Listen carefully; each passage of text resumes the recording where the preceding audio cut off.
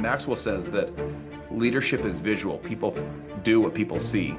And I wanted my kids to see me set big goals, even when I missed them, even when I didn't hit them. I wanted kids to see it. Because this is something that I found has been so impactful in our family, is not just sharing the wins, but sharing the losses. Like, I think it's so important for my kids. I didn't see my dad failing. So when I got older and was pushing and striving and it wasn't working the way I wanted and I was failing, I thought that failure meant I was a failure. October of 23, my wife and I landed with our kids in fall break in New York, and we're pulling into our hotel room. We've been traveling all day. We live in southern Utah. And as we pull in the Uber, I get an email from one of the largest law firms in America basically saying that you're terminated and we're suing you. And we've been traveling all day. It's about 11 o'clock at night. I'm on the phone with my attorneys. I have my wife order them room service because they're, hungry. They've been traveling all day. And I'm like trying to process. I mean, on one hand, I could burst into tears. On the other hand, I'm pissed. On the other hand, I'm scared. Yeah. I said, I'm gonna fight back legally, number one. And I go, number two, all of it, I'll come back. I go, you guys watch. I'm gonna freaking come back from this. A year later, we launched my current company, Make Wellness. And 11 months after that, we'd done $100 million in revenue and become the number one bioactive peptide company in the world. And we created this great business. I wanted them to watch that journey, including getting freaking buried, Welcome to the High Performance Human Podcast, where high achievers learn to master themselves, not just their success. I'm Creighton Bertrand, a certified high performance coach, here to share practical tools to rewire your habits and mindset. If you're ready to move beyond good enough and step into real transformation, you're in the right place. Let's get to work. You said this, I wrote this down, that you had this quote inside your book, which is an amazing book for anyone who hasn't seen it, Be the One. But you say you'll never outperform the way that you see yourself. Mm-hmm. So for that person that's like, cool, Justin, I'm in. I want to be the one. I want to be the flea that finally jumps outside of the jar. How can they get past this idea if they haven't even seen? No one in my family's ever been successful. No one in my family's smart. Or going back to, I think for me, I think one of the easiest ones is for people just to start to get some tangible by doing some sort of exercise, because that shows you what you really are capable. But if they're like, well, no one in my family's ever been fit, this is just the way we are. How do you help that person that is stuck in that identity? I mean, listen, a couple quick things. So first of all, success is an identity process. You're never going to outperform the way you see yourself. If you see yourself as a loser, you're not going to show up and play like a winner. If you see yourself as a winner, you wouldn't roll over and quit like a loser would quit. Like, you wouldn't be consistent with your identity over time. And man, one of the chapters of my book it's called Update Your Identity. It's like when was the last time you updated your belief system? Like, when was the last time you updated your identity of who you really are? So the idea of Be the One is really two concepts. And this is the first place I would start. First of all, you're the one. Like, if you think about it this way, if you take your parents and you take your grandparents and your great-grandparents and your great-great-grandparents, if you were to go up 12 generations was 4,094 people. So 4,094 people from all over the world came together to create you. You are the one. And you are the one these folks lived for, bled for, cried for, died for, gave everything they had for us, for you to have this moment, this breath. The whole thing's a gift. And so when you recognize, like, yo, I'm the one. Like, I am the one. And then the second challenge of the book is to be. It's not to become the one. You already are the one. It's to be. Once you realize, man, my real identity is I'm the one for my family, and then I can think new thoughts. I can create new actions. I can make new decisions. So the word decision is a Latin. It comes from the Latin. So decision, when they created the word, decision meant to cut, and the D meant off. So when you came up to like a moment of your life and you make a decision to go right, you cut off all potential of what would have happened if you would have gone left. And the word incision, cut in, a decision, cut off. And what I'd share with you is this: listen, you've never been this old before, and you'll never be this young again. And you cannot control what happens in life, but you can control what happens next, because you can make a new decision to cut off right now all other possibilities other than you being the one for your family, and to live a life, write a story that future generations look up and they know who you are. Doesn't matter who your parents were or what your situation was or what failures you've already felt or whatever. You can make a new decision right now to say, listen, this is my real identity. This is who I really am. And this is the one I'm going to go be. Oh man, That's so good. I hope someone goes back and re-listens to that. What do you think is one of the hardest identities or decisions that you had to kill off? Well, I think one for all of us is going from basically a dependent person to an independent person. So a dependent person, Stephen Covey talks about what he calls a maturity continuum. Basically, a dependent person is it's the paradigm of you. So it's like you didn't come through for me, you didn't step up for me. It's your fault. Like basically, you're dependent on the government, you're dependent on the state, you're dependent on someone else, you're dependent on the boss. Like your success is dependent on everyone else. And so oftentimes you find yourself kind of entitled to stuff or whining and blaming, complaining. It's always basically someone else's fault. Okay. And man, I am where I am because of my parents, or I am where I am because of the school teacher, or I am where I am because of where I'm born, or that kind of thing. There's this huge step up from a dependent person to an independent person. An independent person is the paradigm of I. It's basically like I can make things happen with my life. I can be self-reliant. Like I'm going to take ownership of my life. Jocko Willink and Leif Babin are two former Navy SEALs. They wrote a book called Extreme Ownership. And they said there are no bad teams, there's only bad leaders. It's the idea is that like you just take extreme ownership of your life, extreme accountability for your life. You basically rid yourself of all entitlement and you raise your personal responsibility. You just rid yourself of all entitlement and raise your personal responsibility where you say, I'm going to own my own stuff. I'm going to own my own emotions. I'm not going to say someone else triggered me. Like I'm going to own the way I show up. I'm going to own my energy. I'm going to own my own space. Like I'm going to own my life, make new decisions. If I don't like where I am, I'm going to change it. Like I'm going to own my life. And then, by the way, the next step up that Covey teaches is what he calls interdependence. And interdependence is the paradigm of we.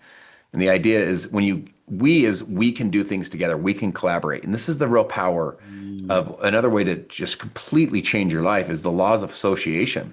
It's like, who are you hanging out with? I teach what I call the rule of 33. It's like, spend 33% of your time proactively with people that are in essence above you in the journey. They have marriage is longer than your marriage. They're richer than you are. I mean, they're just playing the game at a higher level than you are. They make you think differently. They challenge the way that you show up. They're just help you to be the best version of yourself. Then 33% of your time with people that they're basically your size, right? Like you got two kids, they got two kids. You've been married for 3 years, they've been married for 3 years. You make 75 grand a year, they make 80. Like you guys are kind of just in the same boat. You can laugh together, pray together, cry together, have fun together. You can strategize with each other and just, hey, I'm figuring it out. What are you learning? You're figuring some stuff out. You can share what you're learning. And then the last one is 33% of your time with people that are in essence below you on the journey, right? Like they make less than you make, or they've been married less than you're married. Like you can mentor and coach and guide and direct them. Aristotle said, if I've seen further, it's only by standing on the shoulders of giants. Like, listen, you have people that poured into your life. Maybe you go pour into somebody else. And the secret to living is giving and to share the insights that you've gained. Maybe you're not where you want to be eventually, but you're further along than you were 5 years ago or 10 years ago. You can go pour into somebody else. And so I think intentional associations and intentional expectations of the peer group around you, that you start showing up with high levels of expectations with your peer group, because ultimately you'll start to mold and blend into that peer group.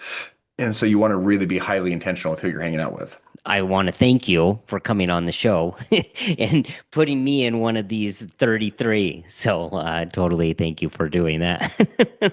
As you've been going through, you've been talking about, I think it's so important for ownership. Like, I feel like that's one of the first things that so many people need is to stop accepting the past, stop accepting the victim, stop accepting. Do you feel like with where you're at and everything that you've achieved, that becomes easier, or is this something that you're having to consistently watch out for, catch yourself of trying to control your emotions, control, maybe some of the old programming or some of the old identity? Or have you noticed that over time, some of it actually just finally falls away? Yeah, I think you build muscle. It's like it just gets better and gets easier. I mean, Tony Robbins teaches a lot, and he's right about basically getting it into your nervous system. Like you basically you prime yourself to show up with good energy. You prime yourself to show up happy. You prime yourself to live in a peak state, and you can get to gratitude faster. Most people, if something happens, most people can get to pissed, depressed, anxious, frustrated, ticked off that fast. Yeah. But man, they gotta work, like walk up a mountain to get to happy. And you want to get to a point where you build the muscle, like, listen, I'm going to be grateful like right now. People are like, I'll be happy when, we live in a very much, Yes. I'll be happy when, like when I make the money or when I have this or whatever, when these things happen, then I'll be happy. Then I'll show up with gratitude. It's like, man, what's going to change then? Like, why not just be grateful now? Why not just be happy now and go chase the dream? Why not live in a peak state now and go chase the vision? And you don't have to wait until when all those things happen for you to show up in a peak state. Now, when you program yourself to show up with gratitude and, resilience and courage and discipline and all those things, when you build that muscle, that will become more of a default. The default is to do the right stuff versus the default is to freak out and completely lose your mind and, throw a temper tantrum forever. I tell people there's really two great questions leaders ask. The first one is how far, and the second one is how long. It's like, how Mm, far do I fall when negativity hits? And then how long do I stay down? One's a depth question, the other's a duration question. And so you just say to yourself, I'm not going to fall that far in this one. Tony Robbins talks about a 90-second rule. Like I'm only going to fall for 90 seconds, and that's his duration. Like I'm only going to stay down for 90 seconds. I'm just going to pop back up and be resilient. So I think you can build that emotional muscle over time, and you get to a point where things that used to just knock you yes. completely off your kilter, they don't even really affect you anymore. Where do you feel it's funny you say that because I remember being at a meditation retreat and someone was telling me the same sort of thing about being present. I think I was like 30 when I went on this like multiple day meditation retreat. And I remember asking the master of like, oh my gosh, like this is so crazy to be present. Like, are you present every single day? And he's like, well, Creighton, the goal is not to be present every day. The goal is to shorten the time between when you're not present. He goes, you're 30 now, so you've gone 30 years without being present. So now maybe the next time you're present is in 10 years. And then what if you can make that 5? And then you can make it a year and you keep shrinking it down. And now I've noticed throughout the day, I've set timers and all this of just kind of like you're talking about of having that reminder of like, Creighton, where are you at? What are you focusing on? What are you grateful for? And in this moment, do you feel like you're getting close to Tony's 90-second of like, okay, no matter what's going on, boom, I'm in and out in 90 seconds? Or do you feel like you're still trying to get to that? Yeah, I feel like I'm getting closer than 80 seconds. So, as cliche as this stuff sounds, this has been my experience. The cliche is if it doesn't kill you, it makes you stronger. My experience has been if it doesn't completely crush you and smash you, it will strengthen you. Like the stuff I went through with that business loss, it was so painful and it was so public. And it was just, I mean, it was just the betrayal was just off the charts. But man, I thought it was going to crush me. There was times I really wondered if it would. And what happened is it strengthened my shoulders, like proverbially, like I got stronger, like my ability to carry weight is way better now. And so that's what happens is you're building muscle. Yeah. The problem is most people don't build the muscle because they blame everyone else. So if you Mm, own your own stuff and you're willing to like go back and be like, yo, I'm going to get introspective and get and improve and get better, then you build yeah. muscle. If you just blame everyone else and you're always a victim, you'll never build the muscle. You never actually get the lesson out of the test. I feel like that's happened so many times in my life that if you don't learn from it and like you're talking about take ownership and do something different, then you just keep running into the same test over. I've ran into so many people that it's the same thing over and over that they keep running up against. And it's like, when are you going to take responsibility? I mean, I've seen this in marriages where they're like, this is my fourth divorce. I'm like, what happens in every single one? It's always that person and it's always this Yeah. many years in. So do you feel like you notice the same thing from others that Well, people it's are very consistent. People can change, but people are very consistent. Liars tend to lie, cheaters tend to cheat, stealers tend to steal, and winners tend to win because the principles that help them get to that place are typically very consistent. And again, doesn't mean people can't change, but it takes effort and time and grind to change. So people generally speaking are very consistent. So if you are a blamer, you tend to blame people. If you are someone that lies a lot, you tend to lie unless you get hyper aware and say, I just want to rid myself of this, own my own stuff and get going. You'll tend to be very consistent. can you think of a moment or is there something that you felt like you had to overcome when it came to that that was one that you noticed yourself? I like to think of everything as an addiction, whether it's our phones or porn or whatever it is. But I feel like you're talking about a liar will always be a liar. Is there one that you had that you really had to overcome? Not specifically. I think for me, remember when I was 12 years old, I was almost 13. I started seventh grade. It was like a couple weeks before I turned 13 years old, sitting in this math class. at the school. And I remember the teachers talking, and I'm looking out the window, and my parents are getting divorced. My dad's moving out. I'm going to be the oldest at home. My mom's super, super unsettled. And I just remember feeling just all this weight and pressure and just like, oh, geez.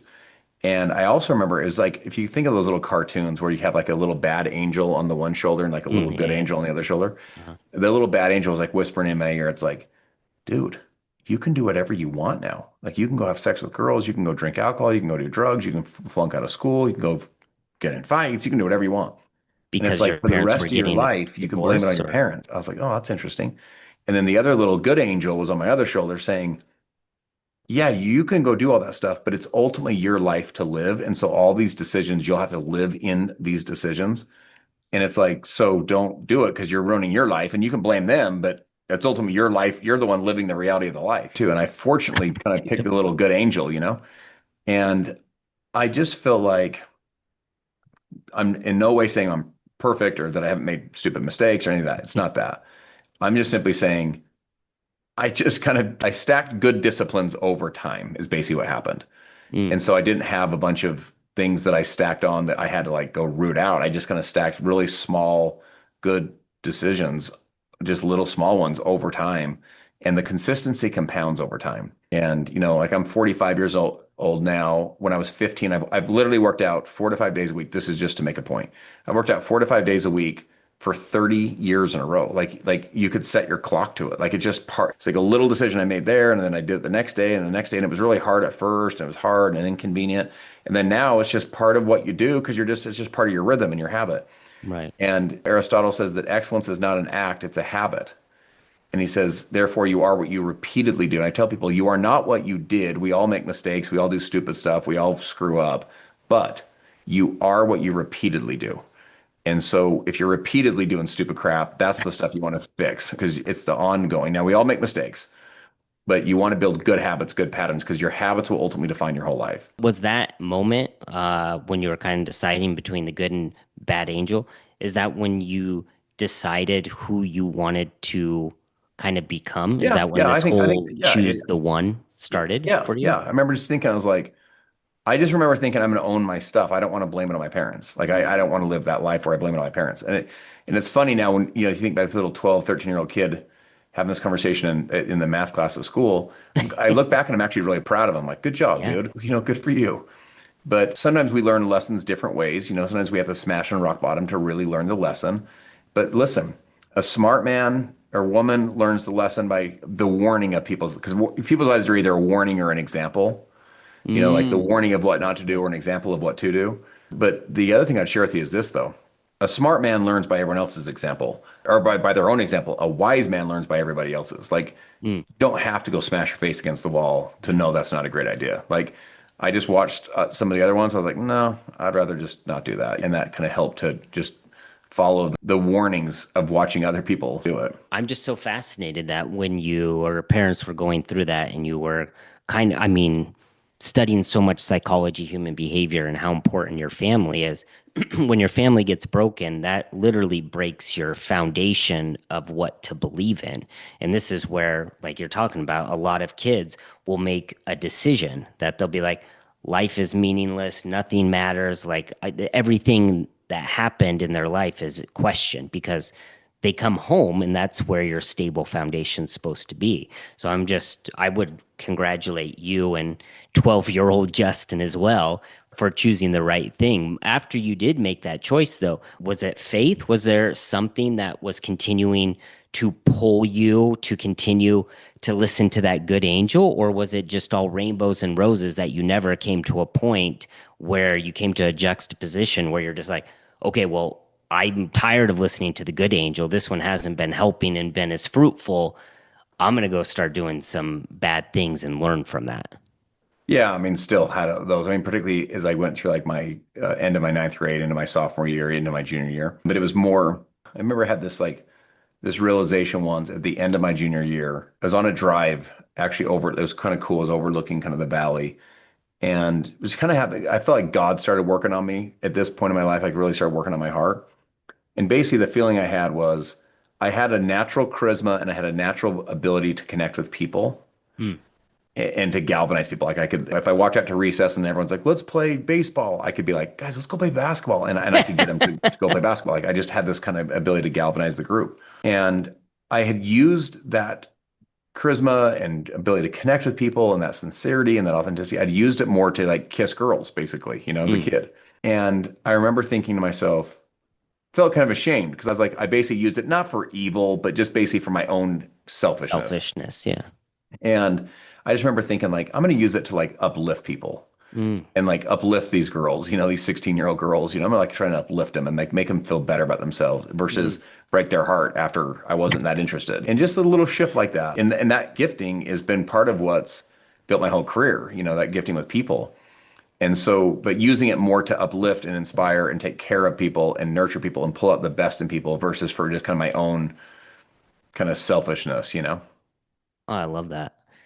And so do you feel like that's really how you kind of make decisions nowadays? It's all kind of based upon, is this self-fulfilling or is this something for the we? Yeah, again, I think, it becomes just kind of default. You don't even have to like process it as much anymore because you, It's your you you you identity. basically get into a pattern of making better decisions. So you just don't get into as many of the stupid ones. First of all, it's just like the path that goes this way. You're not making as many decisions that you were making over in this path because of the split or the divergence has happened so far that you're just living a different life than you would have lived going the other direction. I want to ask so many more questions, but I want to be conscious of your time. If your kids were to listen to this, what is the thing that you would want to give them? Like, what is it, the information or the thing that they need to hear or that you would really want them to know? What do you feel like that should be? Yeah, I mean, first of all, I hope they would hear what I would say and they'd be like, he's already told me that 1,000 times. Yeah. But I would want them to know that their dad loves them. I'd want them to know that God loves them. And I'd want them to know that they can accomplish anything they put their heart to, anything they put their mind to, anything they're willing to go suffer for and grind for and make it happen that they can accomplish anything they put their minds to. And Amen I've to told them that 1,000 times. They'll probably be like, that. yeah, we already know all this, bro. Before I let you get out of here, because you did touch on this, and I think it's so important for people to know, like, how would you define legacy now at your age and being where you're at? Yeah, to me, legacy is not only what you did, it's how you went about doing it. It's like, did you step on people or did you lift people up? Did you crush people or did you inspire people? And so for me, I hope people say he was a good man, he was a good husband, he was a good father. And then I hope they say that guy freaking like poured into people, like that he like Mm. spent his life creating economic opportunity for people and really pouring into people. And that's what I hope my legacy is. But to me, it's not only about what you do, it's about how you go about doing it. All right, one last question, then I'll let you get out of here. For the person that's struggling to start that, let's say they defined who's the one that they want to become, that they're tired of being that, flea that's stuck in the can. What's one decision that you feel like they can make today that will start to shift their entire trajectory? Besides the decision to say I'm the one. So let's just say that Mm. you do that. Second thing I tell you is this, never leave the site of inspiration without taking action. So if Ooh, anything in this conversation hit you or anything made sense to you or that's anything was like good or made you love your wife more, love your life more, whatever, go take action on it. Like life is it's not an information process, it's an application process. So Da Vinci said it's he that doeth the deed that hath the power. It's like if you want the power, you got to go do the deed. So take action. Like, what can you apply right now? Like, who can you reach out to? Maybe it's a follow up for your business. Maybe you got inspired to go tell your kids you love them. Maybe it is that you're going to get your butt in shape. You're like, dude, enough is enough is enough is enough. I'm doing it. Like, what's the action you can take, the next physical action you can take towards that goal? Don't just hear stuff and just listen and just passively. Like, man, you got to live an intentional life and go chase your dreams and go move towards them. So, because sometimes the direction is more important than the destination. It's just that mm. you start moving in the right direction towards the dream. Man, that's so good. I hope anyone that's listening to this, if there was a moment in this interview that something hit, that you pause and go back, listen to that, and write out how are you going to start implementing that before you keep in trying to do the other stuff. So many people, and I'm just as guilty. Like my background as an engineer. Like I love to more information, but same thing of what you're talking about. Like if I know how to cure cancer, but I'm not out actually doing it, what's the point?